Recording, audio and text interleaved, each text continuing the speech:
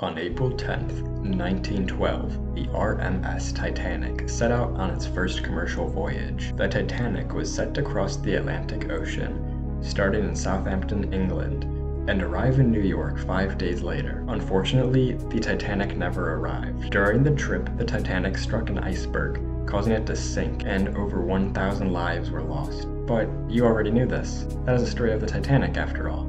Or is it?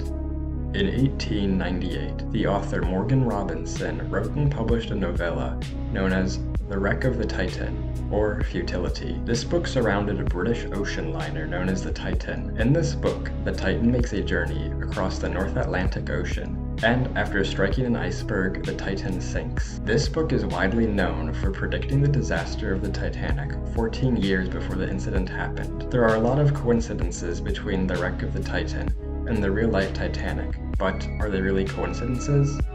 Before we dive into the theory, we need to establish the facts. On the Titanic, there were no signal flares that could be used to contact other ships. The only flares on the ship were white flares, which were used to signal that everything was going well. There was also a shortage of lifeboats, meaning if the ship did sink, more people would likely perish. Finally, the Titanic was the first ship that featured electromagnetic doors that could automatically seal the lower decks in an emergency situation. This could also result in people being sealed inside different decks. Similarly, we need to address issues with the idea that the Titanic struck an iceberg. First of all, none of the survivors of the Titanic claimed to have spotted the iceberg that the ship had collided with. The passengers also claimed they didn't feel anything strike the Titanic. Many of them actually slept through the supposed collision. Finally, the Titanic was equipped with a sonar system that would have been able to detect an iceberg, especially one that was reported to be 400 feet above sea level. Now that we know the facts, we can discuss the theories. In the United States, the Federal Reserve has several main functions, primarily dealing with monetary dispersal and banking regulations and procedures. Back in the 1910s, many pro-bank supporters disliked the idea of the Federal Reserve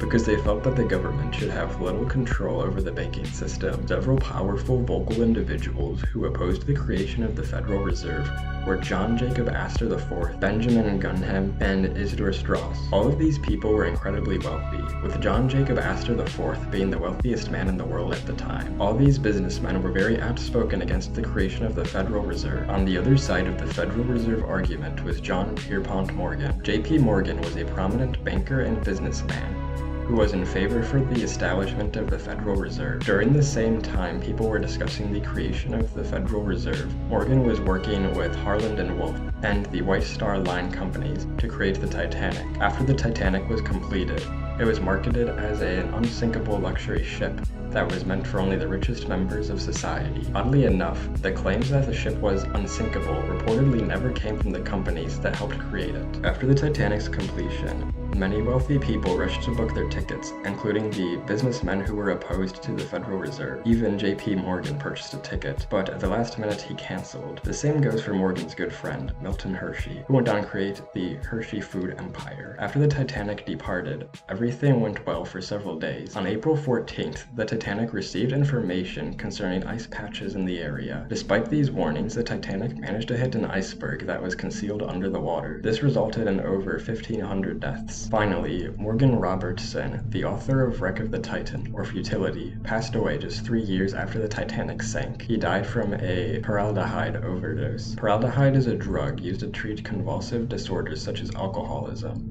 but in large quantities it can be lethal. Many believe that this was not a suicide, but that Robertson was murdered. Now that we have all the information, we can put this theory together. During the discussion of the creation of the United States Federal Reserve, J.P. Morgan read Wreck of the Titan, or Futility. Shortly after reading this book, Morgan realized that he would be able to eliminate several of the major opposers all at once. He told his friends to cancel their tickets at the last second, and the Titanic set sail with all the opposition. After the Titanic sank and killed the opposition, people began pointing out the similarities between the novella and the real Titanic. Because of this, Morgan had Robertson killed. Just a year after the events of the Titanic, the Federal Reserve was created.